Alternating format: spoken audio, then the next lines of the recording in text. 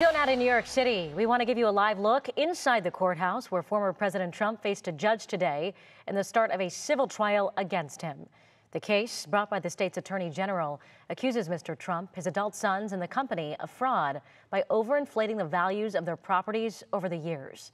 NBC senior national correspondent Jay Gray joins us live now from outside of that New York State Supreme Court in Manhattan with more on this. Jay, what's the latest?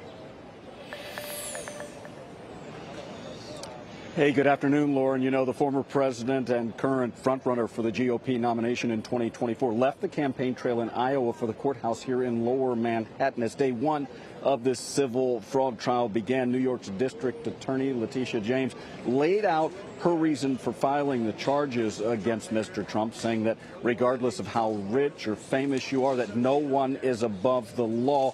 Of course, his sons and their businesses are also defendants in this case. The former president has repeatedly lashed out at the district attorney and the process. He's also accused the judge in this case of being a, quote, Trump hater, calling him unfair and unjust after a ruling last week that Mr. Trump and the other defendants persistently and repeatedly overinflated the value of assets in an effort to secure better corporate loan and insurance rates. Mr. Trump continues to say that he is innocent of all the charges and that this trial is just part of what's been an ongoing, politically motivated witch hunt.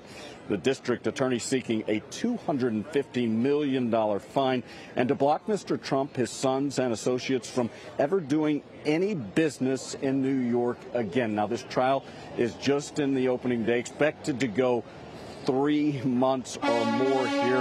The former president, his sons are part of what is a star-studded witness list. Now, that doesn't mean that they will testify, though Mr. Trump has said that he is excited to take the witness stand.